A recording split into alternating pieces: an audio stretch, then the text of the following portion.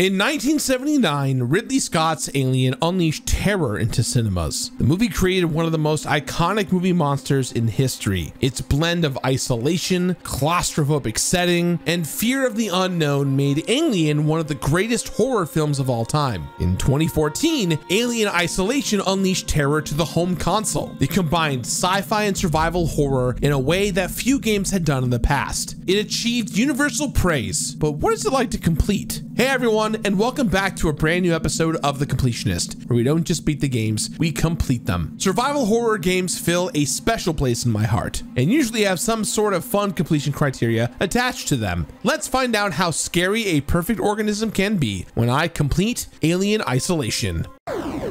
Yes! All glory goes to the winner!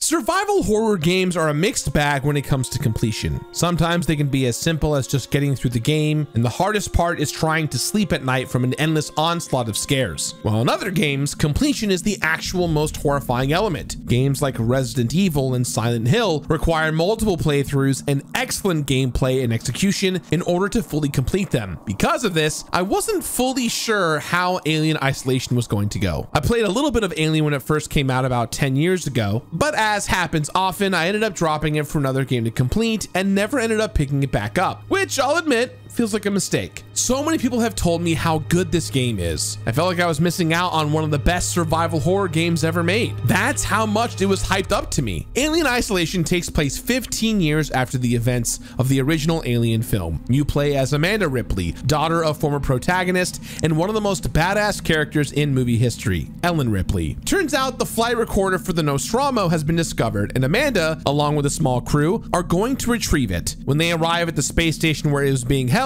the station appears to be under duress. Humans are killing other humans, and people are talking about a monster on board. Soon, Amanda Ripley goes from a simple retrieval mission to a mission of survival against a threat few others have ever experienced. So before I started playing the game, I checked over the trophy list and was pleasantly surprised. Without knowing much about the game, most of the trophies seemed either story related or likely to happen without much thought. The She's in the Vents trophy just asked me to use the vent system 20 times. That was going to happen whether I wanted to or not. However, there were some trophies, specifically 4 trophies, that I thought would challenge me and force me to lock in. Survivor, which required me to beat the game on the hardest difficulty setting. Mercy or Prudence required me to beat the game without killing any humans. The Taken had me collecting all ID tags in the game. And finally, One Shot, which, like the name suggests, forced me to finish the game in one shot without dying. Theoretically, I could have probably done all of these in one run, but to save myself some heartbreak, I decided to break it up into 2 different playthroughs. The first one would be my high difficulty run, in which I would also not kill any humans. This run would also be where I would unlock all of the mandatory trophies and most of the easier ones too. My second run would be on focus primarily on not dying and finding the remaining ID tags that I did not find in my first run. With this in place, I was ready to dive deep into Alien Isolation.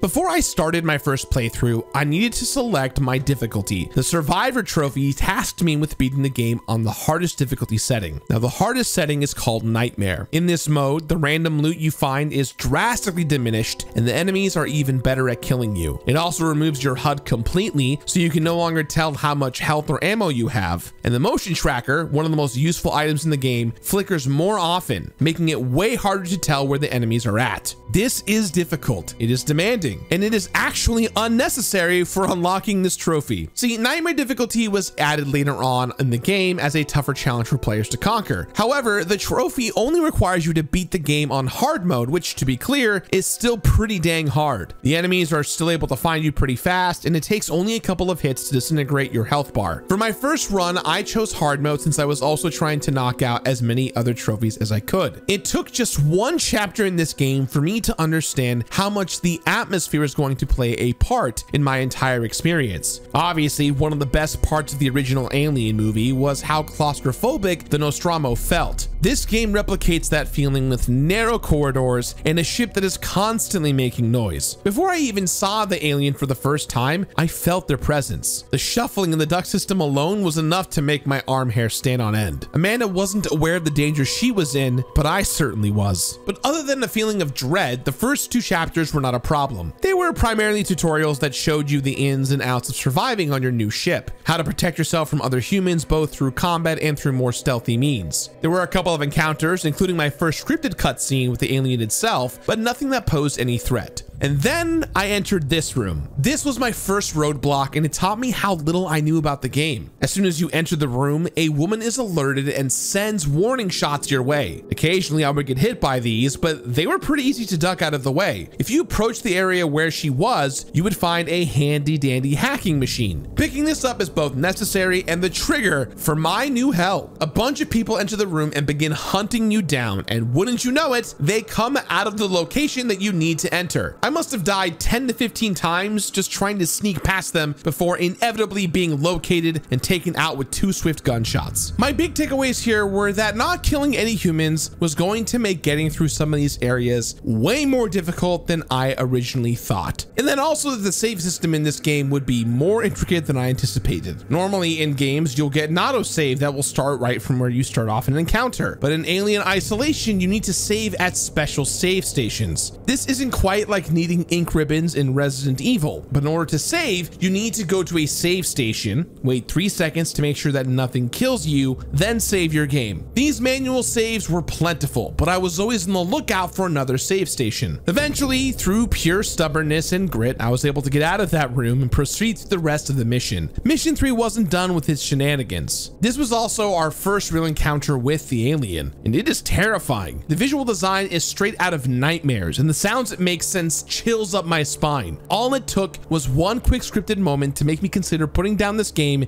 and doing anything more enjoyable. I could make myself a soothing cup of tea. I could soothe myself in a bubble bath. Hell, going to the DMV would be better than spending 1 more minute in a room with this creature. But I pushed on. I needed to face my fears head on. That was until I was approaching the end of mission 3, only to have the alien casually walk through a door in front of me and proceed to kill me faster than I could say, "Game over, man." This was it. This was the moment I was waiting for. The moment when I would be eviscerated by a xenomorph. It was everything I could have wanted and more. I know that dying to this creature could potentially set me far back in my progress, but I was now looking forward to trying my absolute best to outwit and outlast this massive threat to my survival. So, chapter 3 gave us humans and the alien to be worried about, but at least we don't have any other threats, right? Right? Chapter 4 has killer robots, which honestly sound way scarier than they are. Of all the enemies in this game, I'm most okay with these robots. They are slow, they don't one-shot you, and they will give up hunting you if you go into the vents. They've got better stuff to do. They can still be super scary and killed me multiple times during my run, but because they were the only thing I could use my ammo on, they took the bullet for everyone else. Literally. This chapter also has a very specific trophy where you need to finish it without being attacked by a robot once. I did not succeed in doing that in this run. I think the difficulty just made it too easy for them to spot me. I left that for my second run and it was no problem at all. Couple of well-timed jukes and I was home free. This was also one of the last times I could run with little concern in the game. I don't think the alien can attack you here, at least I never saw them. Most of my playthrough involved me crouching around or slowly walking so that the alien wouldn't hear my footsteps. And running was an absolute no-go. I took full advantage and sprinted around like a kid during recess. Those slow androids never stood a chance. These first 4 chapters felt like a warm-up for chapter 5. Chapter 5 is the first chapter where you are actively being hunted by the alien. They slither down from the ceiling and the world is never safe ever again. I just needed to enter a code into a door,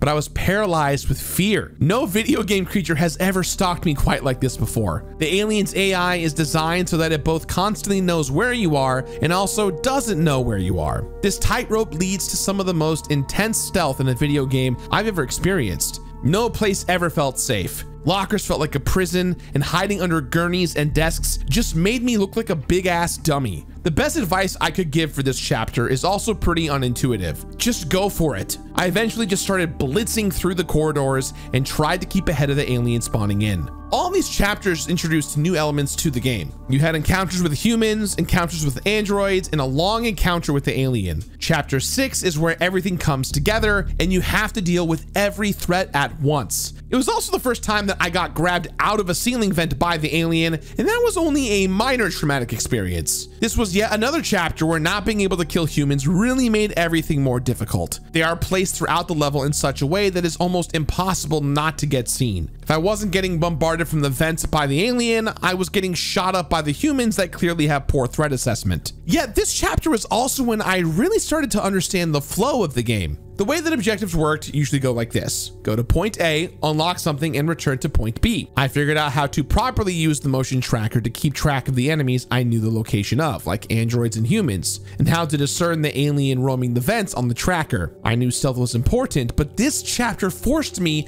to find alternative paths versus brute forcing my way through situations. I became a better player, and the game got easier after this chapter. Who would have thought that paying attention to mechanics and your surroundings would make you a better player at a video game? The next few chapters were actually quite a breeze. I stealthed around, I picked up some collectibles, and I had a pretty good time. I started to feel like I'd have this game done in no time. And then I got to chapter 10. This behemoth of a chapter snapped me back into reality real quick, just like B-Rabbit. You start the chapter by getting one of the most pivotal weapons in the game, the flamethrower. Aliens, like animals, are afraid of fire. You can't kill the alien in this game, but you can scare them away using the flamethrower. Ooh, what a fool I was. I thought this meant I was safer, but in reality, it just meant the alien became far more aggressive. Instead of occasionally having to avoid detection, the alien was now constantly on the prowl, looking for ways to make me regret not saving for the last 10 minutes or so. Chapter 10 is a long chapter, and most of that time is spent trying to trap the alien, which means most of that time is spent in this close proximity to the alien. Using the flamethrower to scare the alien off felt great. Hearing him drop out of a vent 10 seconds later was a lesson in futility. I don't know if this chapter was difficult or if it was just an endurance test. It was so long and had me focused so hard, I almost popped a vein in my forehead. But at the end of the chapter, the alien is launched off the space station, meaning that we've got nothing to worry about moving forward.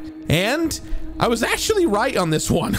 The next few chapters had a bunch of android encounters, but nothing that a little rope-a-dope couldn't solve. I was over halfway through the game and was cruising through everything they had to offer. Oh wait, I forgot. This is a video game and nothing can ever be that easy. Boom, alien nest. Turns out the aliens had an entire nest on the station and they were just waiting for me to find it. Going through this nest can best be described as going to a Halloween horror maze at your local theme park. Tear around every corner and a bunch of jump scares. Speaking of jumping, this also introduces our final enemy into the game, the facehugger. These little monstrosities must be dealt with immediately. They will latch onto your face out of nowhere and will insta-kill you if you are not paying attention. The good news is that unlike their grown alien counterpoints, facehuggers are exactly placed, so you can learn where they are and give them a quick flame bath. I still died to them every now and then, but usually only the first time I would encounter these guys. The loud hiss they would give off had me whipping my camera around, scanning the floors for even a hint of movement. Because of the non-random nature of the facehuggers, it wasn't too hard getting through the nest. Sure, I had to worry about the alien, but that was a familiar foe at this point. I was ready and able to defend myself. Getting through the chapter has you blowing up the nest, but surprise, it doesn't actually kill the aliens. So now the rest of the game going forward, I would be on high alert again. But honestly, that was it. The rest of the game went pretty smooth. I struggled with some areas in chapter 16 due to a bunch of humans, but for the most part, I was playing smart and making it through the rest of the game pretty easily. Alien Isolation does such a good job of ramping you up to every encounter. Each situation I was in prepared me for the next one and taught me lessons that I could use throughout the rest of my playthrough. At the same time, it never fell into the trap that other survival horror games can end up in, where I became so powerful that I was the threat. Even at the end of the game, I had to play smart and on my toes. Speaking of which, at the end of the game, you launch the station into a gas giant, escaping the alien threat. You board the Taurins, looking to leave this nightmare behind you, but of course, an alien boarded this ship and wiped out the crew, leaving Ripley with only one option: She jettisons herself into space to escape this threat. Floating in space, it seems like all is lost until we see a light shining on her face and hope that she might live through these events. At the end of this final cutscene, a number of trophies are unlocked. I achieved Survivor for beating it on the hardest difficulty, and I also unlocked Mercy or Prudence for not killing any humans. I knew that I hadn't killed any, but until that trophy popped on my screen, I was nervous that maybe a weird accident happened and my finger slipped on a trigger and I may have killed a human or two. But luckily I was in the clear. Two of my biggest challenges for this game completely done. However, I wasn't able to enjoy my success for long. I needed to jump right back in for playthrough number 2 in order to finish this completion. This time around, my big goal was playing through the entire game without dying. The alien and the face huggers, as well as some environmental traps, all had the potential to one-shot me. It wouldn't take much for a run to end in an instant. The good news is that this trophy does not require you to play on a certain difficulty. So before going into this run, I decided to play it on easy mode. I wasn't exactly sure how much different the game would feel, but it certainly would give me an advantage going into it. Deciding to do these achievements in separate runs probably increased my playtime by a few hours actually, but it also could have saved me a bunch of time since I didn't have to worry about dying in hard mode. My first run was experiencing the game the way it was intended to be played. My second run, I was going to hopefully take it easier and be patient. Slow and steady wins the race. In addition to not dying, I also was in this run to grab all of the ID tags. These are the main collectibles found throughout the game. During my first run, I picked up a few and my progress on them carried over, but I needed to search every nook and cranny of a stage to make sure I found them all. So, how did my no death, all collectible run go? Honestly, it was a cakewalk. Turns out easy mode does two big things. One, it makes the standard enemies, humans and androids, do much less damage. I didn't test this, but I felt like I could tank 10 gunshots before it became a problem. The second big change on easy mode is that the alien is way more passive. The number of times that I saw it exit a vent, look around for a couple of seconds, and go right back into the same vent was unaccountable. Before I started my run, I thought the alien was going to be my biggest obstacle, but instead, it was by far the easiest. Now, I did look online and saw that you should save often in this run, and that if you loaded up a previous save when you died, it would negate the death. You would start a little farther back, but the run could continue. However, I never got to test this out. The face huggers were in the same spots as before, so I knew how to deal with them. And since I just played through the game, I knew how to quickly finish the main objective to get through the game as fast as possible. I did spend some additional time finding those ID cards, but most of them were right in the path of the main objective, and I just missed them on my first run. Towards the end of my run, when I just wanted to make sure that I got the no death trophy, I started skipping everything else and just beelining it to the very end of the chapter. Luckily, you can always go back to chapter select to grab any ID cards you still need to grab. That was about it for my second run. No big new revelations other than how easy mode turned out to be. I unlocked one shot at the end of not dying and cleaned up the rest of the ID tags. This left me with just one trophy shy of the platinum. I needed to die to the alien 100 times. It felt like that they had already killed me that many times, but I had to have the alien kill me roughly 50 more times. Just a tad bit of grinding later, and that platinum trophy was finally earned after 31 hours of total playtime. I don't think that the completion is really that necessary in this game. You don't unlock anything new or exciting, and the second playthrough didn't really add anything to the experience. The overall story the game offers is great. The atmosphere is creepy, and we've never had an alien threat like this in a video game before. Alien Isolation is the kind of game that at the end, I really do enjoy what the hype was about it. I could also see why people aren't the biggest fan of it. At the end of the day, my experience was actually really pleasant. So with that in mind, guys, I give this game my completionist rating of finish it. Thanks for watching, and I'll see you all very soon with another video. Bye-bye.